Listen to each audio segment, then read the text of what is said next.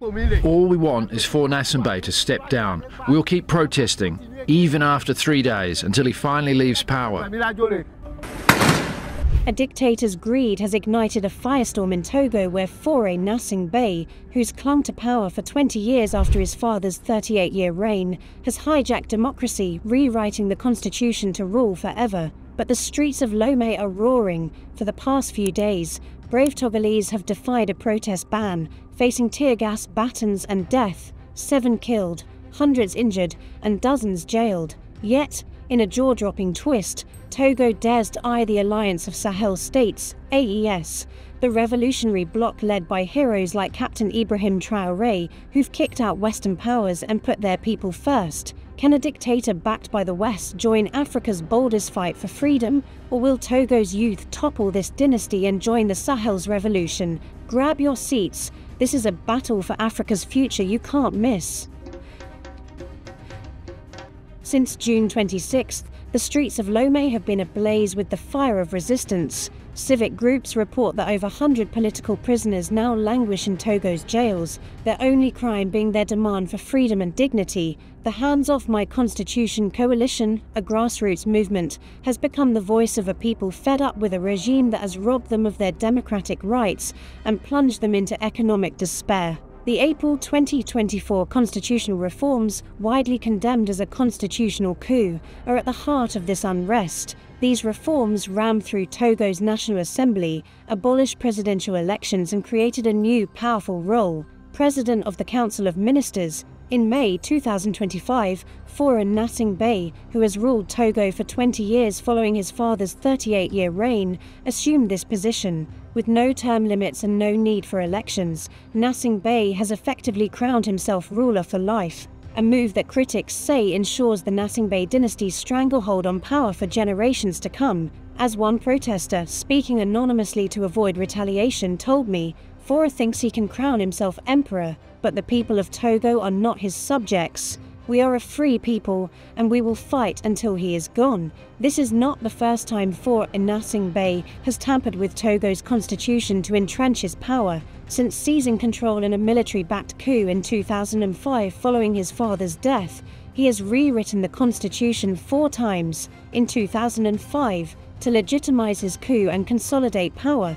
In 2007, to centralize authority further in his hands. In 2019, to introduce cosmetic term limits, a move that deceived the international community and opposition into believing he was embracing democratic reforms. In 2024, to abolish presidential elections entirely, shifting Togo to a parliamentary system where, as head of the ruling Union for the Republic, UNA party, Nassimbe could claim the presidency indefinitely. Just 2 weeks after the 2024 constitutional changes, Nassimbe orchestrated parliamentary elections that his party claimed won 97% of the seats, a result so brazen it could only be described as a mockery of democracy. As one Togolese activist put it on X, Faure Nassimbe has turned Togo into his personal kingdom. He's not a president, he's a dictator cloaked in democratic robes. The Togolese people's anger is not just about political repression. The cost of living crisis, exacerbated by rising food and fuel prices, has pushed millions into poverty. Videos circulating online show security forces brutally beating protesters, while internet restrictions have been imposed to silence dissent. The Hands Off My Constitution coalition has demanded not only Nassimbe's resignation, but also the release of political prisoners and urgent action to address the economic hardship gripping the nation. "We cannot eat constitutions," one protester shouted during a rally in Lomé. "We want jobs, food and freedom." As Togo burns, where is ECOWAS, the regional bloc tasked with promoting democracy and good governance in West Africa? The Economic Community of West African States, founded in 1975 to foster economic and political integration, has once again exposed its hypocrisy. Time and again, ECOWAS has remained silent as dictators like Nassimbe brutalize their citizens, suppress freedom of expression and rig elections. Yet, when a coup overthrows one of these autocrats, ECOWAS springs into action with sanctions and threats of military intervention, not to protect the people, but to shield its fellow elites. The ECOWAS Protocol on Democracy and Good Governance explicitly states that freedom of expression, association and access to information are inalienable rights. Yet, where was ECOWAS when Gnassingbé Bay banned protests in 2022? Where was it when he sent soldiers to kill unarmed protesters in June 25? Where was it when he flushed Togo's constitution down the toilet? Instead of holding Gnassingbé Bay accountable, ECOWAS issued a feeble statement on June 28, 2025, calling for dialogue between the Togolese people and a regime that has oppressed them for nearly 6 decades. Dialogue. After 24 failed dialogues between 1991 and 2019, as one Togolese youth leader declared on Facebook, there will be no more dialogue with a tyrant. Fora must go. This is non-negotiable.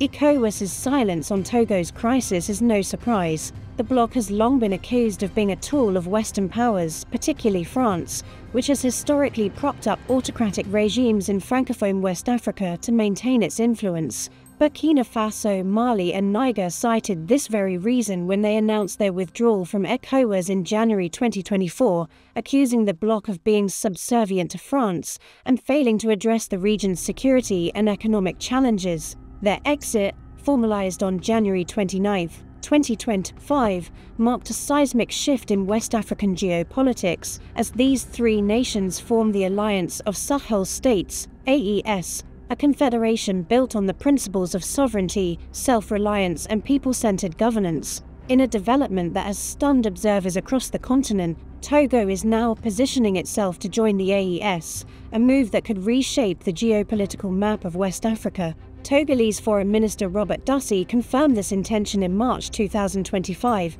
stating on social media, "Togo plans to join the AES, a strategic decision that could strengthen regional cooperation and provide member countries with access to the sea." This announcement followed earlier hints in January 2025, when Dussey said Togo's membership in the AES was not impossible. A March 2025 poll reportedly showed that the majority of Togolese favored joining the AES, seeing it as a pathway to greater sovereignty and economic opportunities. For the landlocked AES nations, Burkina Faso, Mali and Niger, access to Togo's port in Lomé would be a game-changer, reducing their reliance on coastal neighbours like Ivory Coast and Benin, which have been accused of aligning too closely with Western powers. Togo has already taken steps to strengthen ties with the AES, signing an agreement with Burkina Faso in May 2025 to eliminate roaming charges for calls between the 2 countries. There are also plans to establish an interconnected customs area, allowing AES countries to use Lomé's port without prohibitive tariffs. But here's the rub. Can Togo, under the leadership of Fora Gnassingbé, truly align with the revolutionary ideals of the AES? The AES, formed in September 2023 as a mutual defense pact and later expanded into a confederation in July 2024, is led by 3 military leaders: Captain Ibrahim Traoré of Burkina Faso, Colonel Assimi Goïta of Mali, and General Abdourahmane Tchiani of Niger, who have captured the imagination of Africans across the continent. These leaders, who came to power through coups in 2021, 2022 and 2023 respectively, have positioned themselves as champions of anti-imperialism, rejecting Western influence and prioritizing the needs of their people. The Alliance of Sahel States is not just another regional bloc, it is a bold experiment in African self-determination. Unlike ECOWAS, which has been criticized for its bureaucratic inertia and alignment with Western interests, the AES is built on 4 pillars: collective security, economic integration, cultural and educational identity, and financial sovereignty. In less than 2 years, the AES has achieved what ECOWAS and the African Union have failed to accomplish in decades: unified military force. In January 2025, the AES announced the creation of a 5,000-strong joint military unit to combat jihadist insurgencies that have plagued the Sahel for years. This force, leveraging the strengths of Burkina Faso, Mali and Niger, is a direct response to ECOWAS's failure to address the region's security challenges. Unlike ECOWAS, which relied on Western-backed interventions, the AES is forging its own path, with leaders like Traoré framing the fight against terrorism as a war of decolonization. AES Passport. On January 29, 2025, the the AES introduced a biometric passport system for its citizens, simplifying travel between Burkina Faso, Mali, and Niger. This move, which coincided with the bloc's formal withdrawal from ECOWAS, symbolizes the AES's commitment to regional integration and an independent identity. As Mali's Goïta declared, "We're moving beyond individual national identities. Instead of citizens of Mali, Burkina Faso, or Niger, we'll refer to ourselves as people of the AES." New anthem and flag. The AES has adopted a new anthem and flag, powerful symbols of its break from the colonial past and its vision for a unified Sahel. These cultural markers resonate deeply with a generation of Africans yearning for pride and self-determination. Path to a common currency. The AES is laying the groundwork for a new currency to replace the CFA franc, a colonial relic tied to France. In May 2025, energy regulators from the three countries met in Bamako to harmonize policies on energy security and promote renewable energy, a step toward economic self-reliance. The creation of the Confederal Bank for Investment and Development, BCID AES, in May 2025, further underscores the AES's ambition to finance critical infrastructure and development projects without relying on Western institutions like the IMF or World Bank. Analysts predict that this currency, if successfully implemented, could become one of the strongest in West Africa, challenging the economic dominance of coastal ECOWAS states. Economic and social reforms. Under Traoré's leadership, Burkina Faso has nationalized gold mines, built a tomato processing plant, and launched a 5-year plan to construct 55 modern communal hospitals. Mali and Niger are following suit, with initiatives to boost agricultural self-sufficiency and reduce dependence on foreign aid. These reforms have led to robust economic projections, with Burkina Faso's economy expected to grow at 8% annually from 2025 to 2043, potentially lifting 2.4 million people out of poverty. The AES's achievements have made it a beacon of hope for many Africans, particularly the youth, who see it as a counterweight to the neo-colonial structures of ECOWAS and the African Union. Unlike these older institutions, which are often paralyzed by bureaucracy and external influence, the AES is nimble, people-centric, and unapologetically anti-imperialist. Its leaders have expelled French military forces, terminated exploitative agreements, and pivoted toward partnerships with Russia, Turkey, and China. This shift has not come without cost. Captain Traoré, in particular, has faced multiple assassination attempts, with Burkina Faso's authorities foiling a major coup plot in April 2025. Yet, these threats only underscore the AES's growing influence and the West's desperation to maintain its grip on the Sahel. At the heart of this revolution of AES, at just 37 years old, Captain Ibrahim Traoré has become a global icon of African resistance. His rise to power in Burkina Faso's September 2022 coup was not just a change of government, it was a declaration of war against neo-colonialism. Traoré's reforms, nationalizing gold mines, banning colonial-era barrister wigs, and establishing the Postal Bank of Burkina Faso,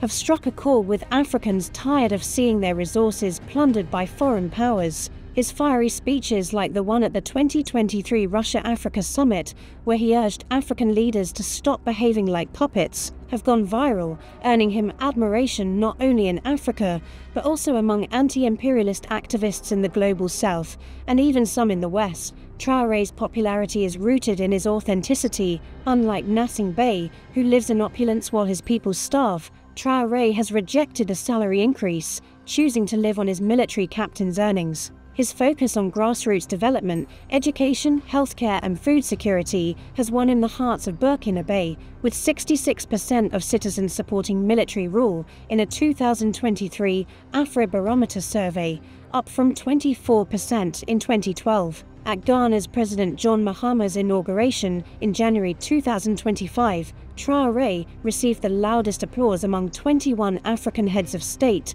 a testament to his growing influence. Mali's Colonel Assimi Goïta and Niger's General Abdourahmane Tchiani share Traoré's vision. Goïta has emphasized the AES's people-centric approach, declaring, "An attack on one of us is an attack on all." Tchiani, who accused ECOWAS of failing to protect citizens from terrorism, has overseen Niger's pivot toward Russia for security assistance. Together, these leaders have turned the AES into a symbol of African dignity, rejecting the CFA franc, expelling French troops, and challenging the Western-dominated global order. In stark contrast, Faure Gnassingbé is the antithesis of the AES's revolutionary ethos. While Traoré, Goïta and Tchiani have risked their lives to break free from Western influence, Gnassingbé's regime is seen as a relic of the old order, a francophone elite propped up by France and protected by ECOWAS. His constitutional manipulations, brutal crackdowns, and economic mismanagement have alienated Togo's youth, who are now taking to the streets to demand change. The AES's leaders are unlikely to welcome a leader like Gnassingbé, whose actions mirror the very neo-colonial tendencies they are fighting against. As one analyst noted, Togo's interest in joining the AES is driven by strategic opportunism, not ideological alignment. Gnassingbé sees the AES as a shield against ECOWAS's pressure to restore democratic norms. But the AES is not a club for dictators seeking to escape accountability. Its charter emphasizes mutual assistance and sovereignty, not the perpetuation of dynastic rule. For Togo to join the AES, Gnassingbé would need to step down, paving the way for a leadership that aligns with the alliance's principles. The AES's rapid rise has sent shockwaves through Western capitals, particularly Paris and Washington. France, which has long treated Francophone Africa as its backyard, has been humiliated by the expulsion of its troops from Burkina Faso, Mali, and Niger. The United States, through its AFRICOM military wing, has faced setbacks, including its withdrawal from a key base in Niger in July 2024. The AES's pivot toward Russia, Turkey, and China for military and economic partnerships has further eroded Western influence, making the alliance a geopolitical thorn in the side of the global north. The AES's joint military force and focus on self-reliance offer a new approach to a problem that ECOWAS and Western interventions have failed to solve. The West's fear of the AES is not just about losing influence, it's about the precedent it sets. If the AES succeeds in building a prosperous, independent Sahel, it could inspire other African nations to follow suit, dismantling the neo-colonial architecture that has kept Africa subservient for centuries. As Togo teeters on the edge of chaos, the question remains, can it join the AES under Gnassingbé's leadership? The answer is a resounding no. The AES is not a refuge for dictators, it is a movement for the people. Gnassingbé's alignment with ECOWAS, and by extension Western powers, makes him anathema to the revolutionary ideals of Traoré, Goïta and Tchiani. For Togo to join the AES, it must first shed the chains of dynastic rule. The Togolese people, through their courage and resilience, are already paving the way. Their protests are not just a rejection of Gnassingbé, they are a cry for a new Togo, one that embraces the sovereignty, unity, and self-determination embodied by the AES. My brothers and sisters, the struggle in Togo is a microcosm of Africa's broader fight for liberation. The AES represents a new dawn, a chance to build a West Africa free from the clutches of neo-colonialism. But for Togo to join this movement, it must first cast off the yoke of Gnassingbé's tyranny. The people of Togo have spoken, Faure must go, and when he does, Togo can take its rightful place among the revolutionary nations of the Sahel, marching hand in hand toward a future where Africa's resources, dignity, and destiny belong to its people. Let us stand in solidarity with the Togolese people, let us amplify their voices, and let us support the AES as it charts a bold, unapologetic path toward an Africa that is truly free. African leaders must heed the lessons from Togo's turmoil and the alliance of Sahel states' AES revolutionary ascent. The protests in Lomé, sparked by Faure Gnassingbé's constitutional manipulations to perpetuate his family's 58-year rule, exposed the dangers of dynastic governance and disregard for the people's will. Leaders must prioritize democratic accountability, respecting term limits and free elections, or risk the wrath of a youth demanding change. Togo's bid to join the AES, led by visionary leaders like Captain Ibrahim Traoré, Colonel Assimi Goïta, and General Abdourahmane Tchiani, underscores the need for genuine sovereignty. The AES's achievements, a joint military force, biometric passport, and path to a common currency, show what Africa can achieve when leaders reject neo-colonial influence and prioritize their people. African leaders must emulate this model, focusing on self-reliance, regional unity, and economic empowerment rather than clinging to power or serving Western interests. Togo's crisis is a warning. Suppress the people and they will rise. The AES is a beacon. Lead with courage and Africa will thrive. Leaders must choose, stand with the people or fall to their demands for a liberated, united